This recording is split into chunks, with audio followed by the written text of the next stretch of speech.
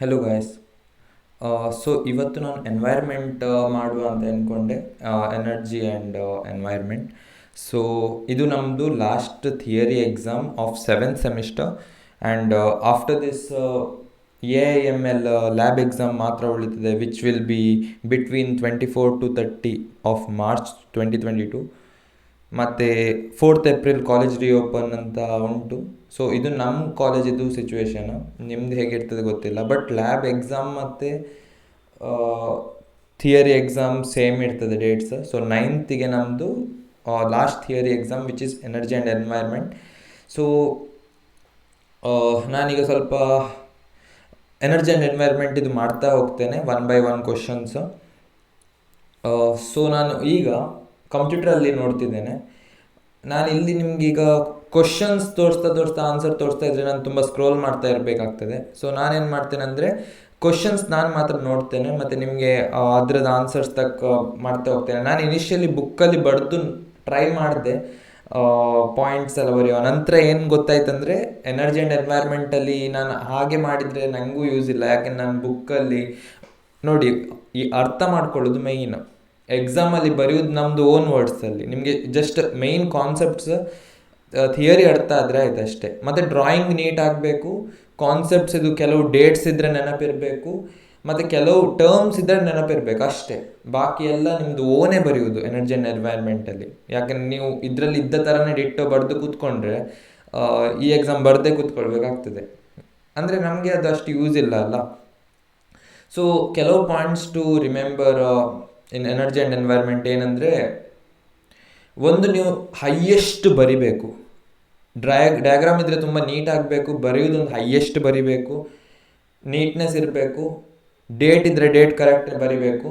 ಮತ್ತು ನೀವು ಬರೆದದ್ದು ಆಲ್ಮೋಸ್ಟ್ ಕರೆಕ್ಟ್ ಆದರೆ ಕೆಲವು ಇಂಪಾರ್ಟೆಂಟ್ ಟರ್ಮ್ಸನ್ನು ಅಂಡರ್ಲೈನ್ ಎಲ್ಲ ಮಾಡಬೇಕು. ಸೊ ಇದು ಓವರಾಲ್ ಬರೆಯೋದು ಸೇಮ್ ಹಾಗೇ.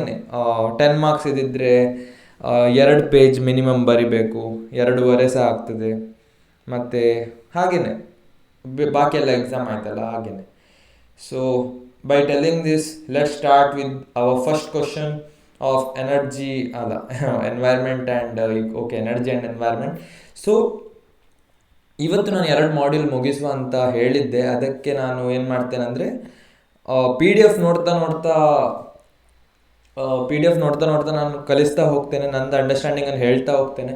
ಸೊ ಏನು ನೆನಪಿಡ್ಬೇಕಂದ್ರೆ, ನೀವು ಏನಾದರೂ ಶಾರ್ಟ್ ಫಾರ್ಮ್ಸ್ ಎಲ್ಲ ಹಾಗೆಲ್ಲ ಮಾಡಲಿಕ್ಕಿದ್ರೆ ನಾನು ಅದನ್ನು ಬರೆದು ನೋಟ್ಸ್ ತೋರಿಸ್ತೇನೆ, ಇಲ್ದಿದ್ರೆ ಎಲ್ಲ PDF ಅಲ್ಲೇ ಮಾಡ್ತಾ ಹೋಗ್ತೇನೆ. ಡಯಾಗ್ರಾಮ್ಸನ್ನು ನೀವು PDF ಇದು ನೋಡೋದು ಬೆಟರ್, ಯಾಕೆಂದರೆ ನಾನು ಮಾಡಿದ್ದು ಡಯಾಗ್ರಾಮ್ ಅದು ಬೇಡ, ನನಗೂ ನೀಟ್ ಅಂತ ಅನಿಸಲ್ಲ. ನಾನು ಎಕ್ಸಾಮಲ್ಲಿ ಪೇಷನ್ಸಲ್ಲಿ ಮಾಡೋದು, ಇಲ್ಲಿ ರಫಲ್ಲಿ ಸಹ ಪೇಷನ್ಸಲ್ಲಿ ಮಾಡಲಿಕ್ಕೆ ನನಗೆ ಅಷ್ಟು ಇಷ್ಟ ಇಲ್ಲ. ಓಕೆ, ಸೊ ಫಸ್ಟ್ ಕ್ವಶನಿಗೆ ಹೋಗುವ. First question is like this: define environment, mention its scope, discuss the need for public awareness. I think ನಾನು ನಿಮಗೆ ತೋರಿಸೋದೇ ಬೆಟರ್, ಯಾಕೆಂದರೆ ಕೆಲವರಿಗೆ ಕ್ವಶನ್ ಇದ್ದರೆ ಖುಷಿ ಆಗ್ತದೆ.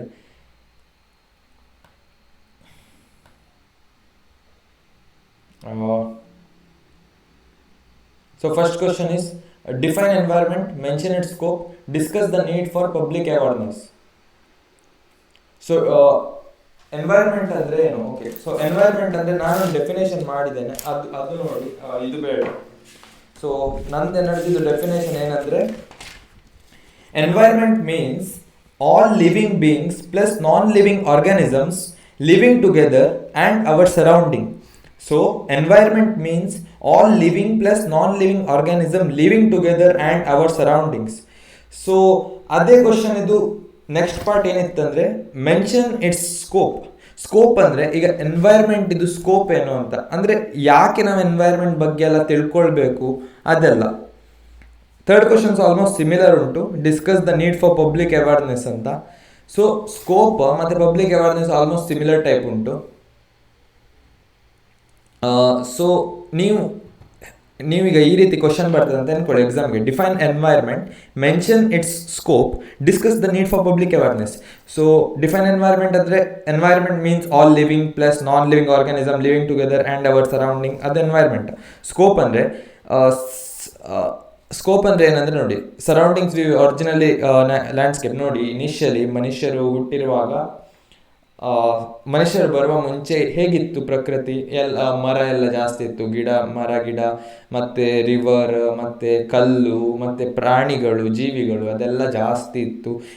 ಮನುಷ್ಯ ಬಂದ ಕೂಡಲೇ ಎಲ್ಲ ಹಾಳು ಮಾಡ್ತಾ ಹೋದ, ಎಲ್ಲ ಪ್ರಾಣಿಯನ್ನು ಕೊಲ್ತಾ ಹೋದ, ಮರ ಕಡಿತಾ ಹೋದ, ಮನೆ ಕಟ್ತಾ ಹೋದ, ಎಲ್ಲ ನಾಶ ಮಾಡ್ತಾ ಹೋದ. ಸೊ ಇದ್ರದ್ದು ನಮ್ಮ ಮದರ್ ನೇಚರಿಗೆಲ್ಲ ಹಾರ್ಮ್ ಮಾಡ್ತಾ ಹೋದ.